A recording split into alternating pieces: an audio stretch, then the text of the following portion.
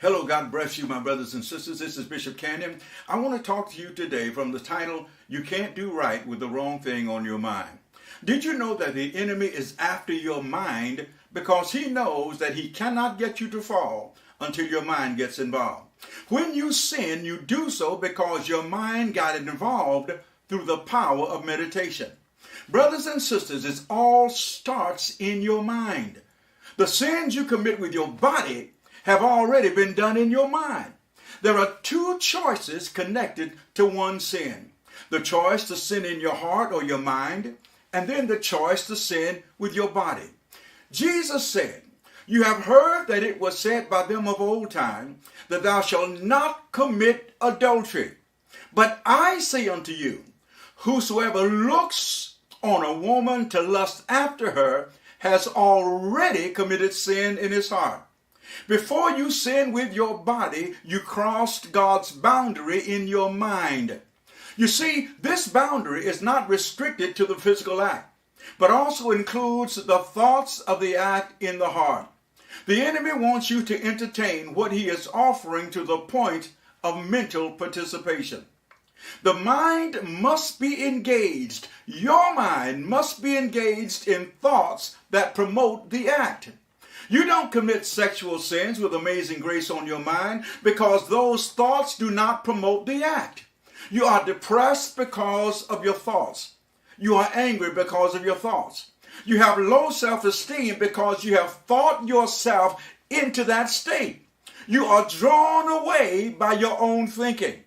James said in James, the first chapter, verses 13 through 15, he says, "Let no man say when he is tempted that he is tempted of God. For God cannot be tempted with evil, neither tempts he any man." But then he says, every man is tempted when he's drawn away of his own lust and enticed. And when lust has conceived, it brings forth sin. And when sin is finished, it brings forth death. Now, James says we are tempted when we are drawn away of our own lust. Now, there are different degrees of lust or desire. And the greater the desire or the greater the lust, the more intense the temptation to cross God's boundary. And your desire to do wrong grows as you feed it, because whatever you feed will grow and whatever you starve will die. And it will probably stay dead until you give it resurrection power by feeding it again.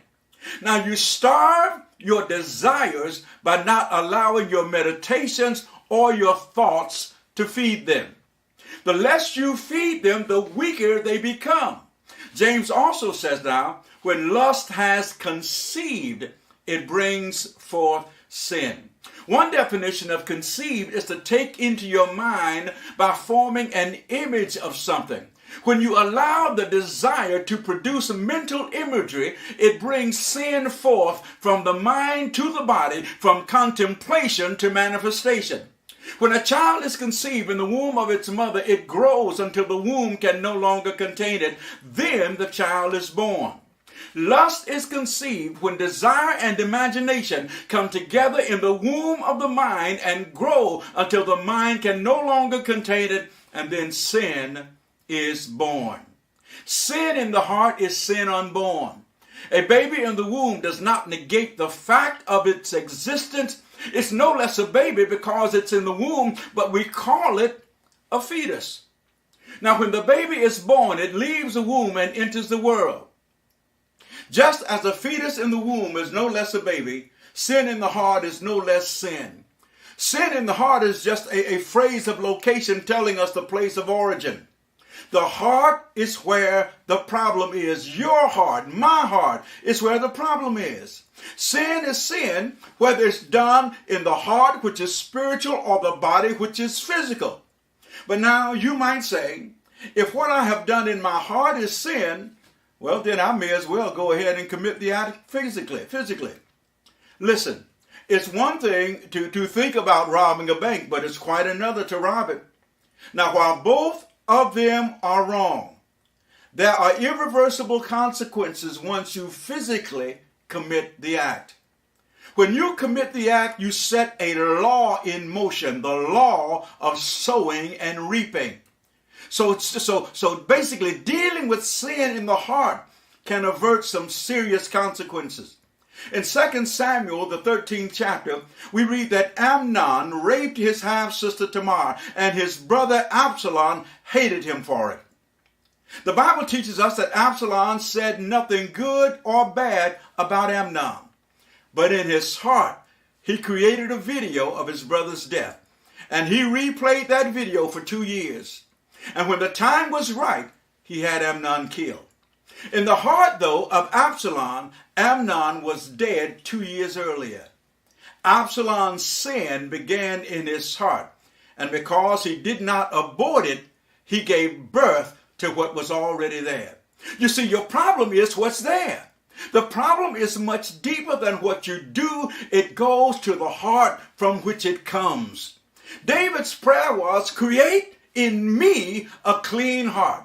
And his prayer must be ours as well. In Genesis 6:5 it reads, and God saw that the wickedness of man was great in the earth, and that every imagination of his thoughts, of the thoughts of his heart rather, was only evil continually. Now, one definition of imagination is a mental picture that you form of something that's not present to the senses. The enemy wants you to use your imagination to create a mental picture of yourself in the act of sin. He wants you to have your own private video. He says to you, look at this, think on this, and agree with me that this is worth having or doing. The enemy wants your thoughts to feed your imagination and fuel your desire to the point of no return. Your flesh is the instrument of your mind, so it's important that the right thing be on your mind. You can't do right with the wrong thing on your mind. Get control of your mind. God bless you.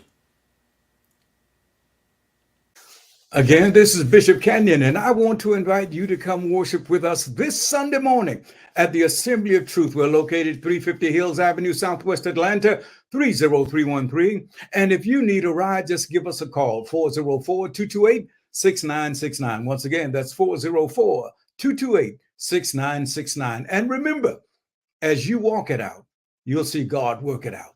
The Lord bless you.